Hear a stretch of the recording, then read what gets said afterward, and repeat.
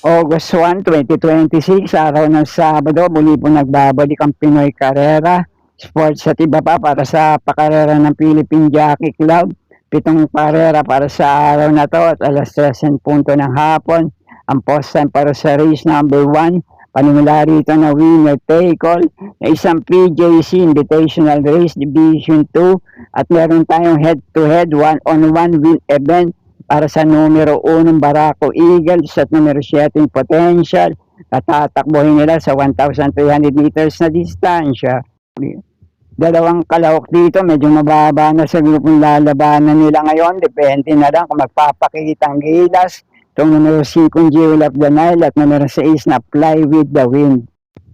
Pero ang pamprimera ko rito ngayon, itong isa sa mababa sa grupong lalabanan nila ngayon, sana lang ay magpakita ang gilas nga, numero 5 Jewel of the Nile. Panigundok naman dito, medyo dehado, numero 4 Sky Magic. Panelsera ko, numero 3 na Pretty Penny. At Panama Panilat ko rito, dehado rin to, baka kursunada yun, numero 2 na Sinag. At kung kinukursunada nyo naman ibang kalahok dito, ay pwede pa rin naman dahil panimula rito ng unang puntos ng winner take all. Kaya na pong bahala magsama para sa mga diskarte nyo. Okay po, thank you. Race number 2, panimula naman dito ng Pick 6, 1,300 meters din ang distansya. Ang PJC Invitational Race Division 1. At meron tayong muling head-to-head one-on-one win event para sa race na to. Para sa numero 8 Shining Angel at numero 11 Go Getting. May mga minsan laban na rin sa parehong distansya, yung ilang kalahok sa grupo na to. At tinatalo yun lang isa't isa sa datingan. Kaya yun na lang pagbabatayan ko. Pamprimera ko rito ngayon, numero 11 Go Getting. Panigundok naman itong numero 8 Shining Angel at panelsera ko numero 1 G's Favorite. Panama sa pagpipilian, baka kursunada nyo, medyo dehado pa to, sama nyo na lang numero 9 Heritage.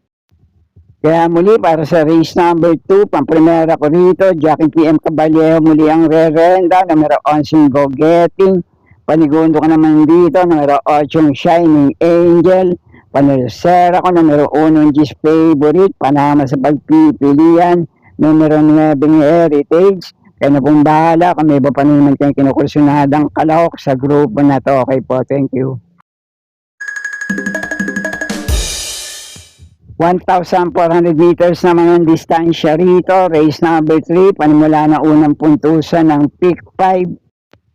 Ang pamprimera ko rito, napapalaban na rin sa mas mataas na grupo. At pumipreba magmula 1.26 media hanggang 1.27 media sa mahuli at dating laban niya sa parehong distansya.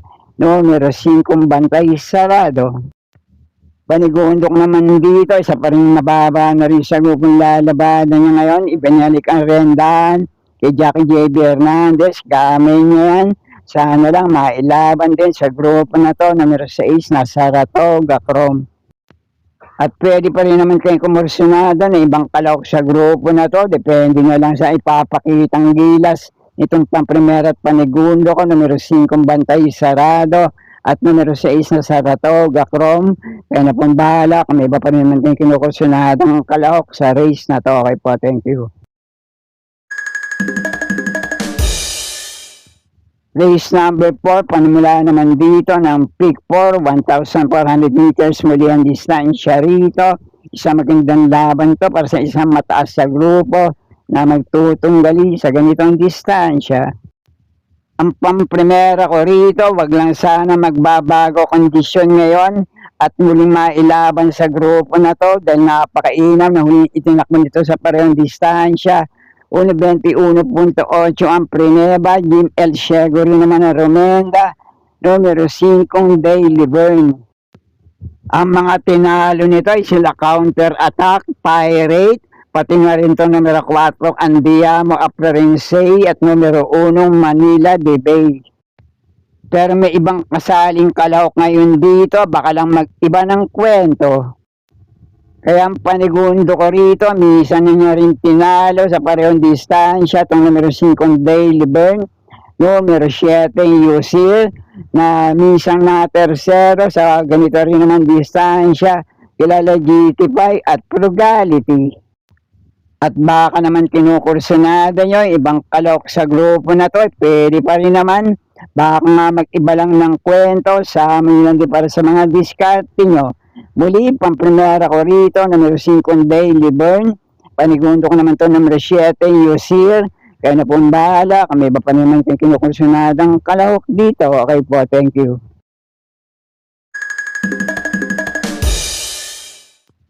Race number 5, 1,400 meters muli ang distansya rito. Ang huling DD plus 1 event para sa araw ng Sabado. At meron tayo ngayong at-even event para sa win sa race na to.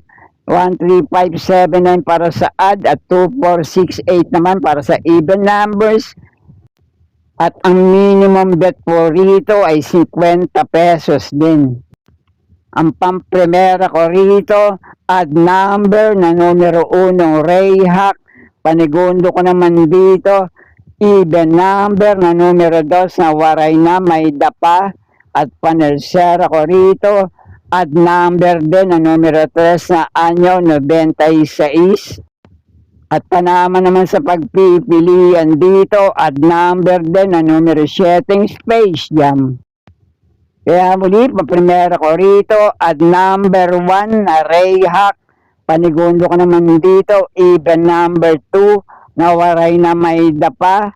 Panersera ko, odd number 3 na Anyo 96.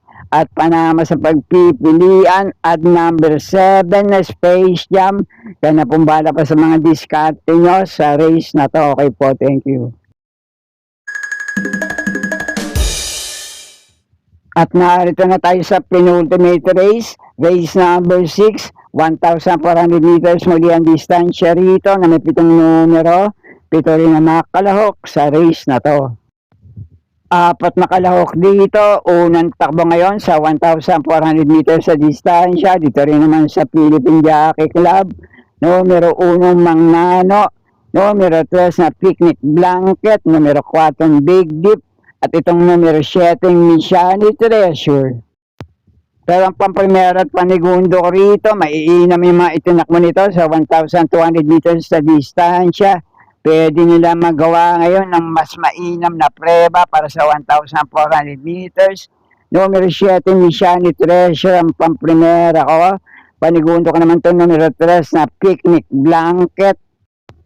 At ang panersera ko naman dito, pwede rin makapan nila at nagtala din ng mainom na tiyempo sa mga dating laban niya sa parehong distansya. Depende na lang sa itatakbo ng pamprimera at panigundo ko rito. At ang panersera ko, numero 6 na Dakota Elegance. At kung mailalaban lang, baka bumulaga sa meta, dari mga ating kalahok sa grupo na to. Depende na lang kung mailalaban ngayon, numero 2 sa Wild is the Win. Kaya na pong bala para sa makursunada nyo sa race na to.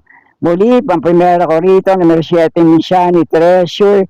Panigundo ko naman to, numero 3 na Picnic Blanket. At panersera ko, numero 6 na Dakota Elegance. Panama sa pagpipilian. Kung hindi man ngayon, baka sa susunod na takbo, dehado, numero 2 sa Wild is the Win. Kaya na pong bala para sa makinukursunada nyong kalahok sa grupo na to. Okay po, thank you.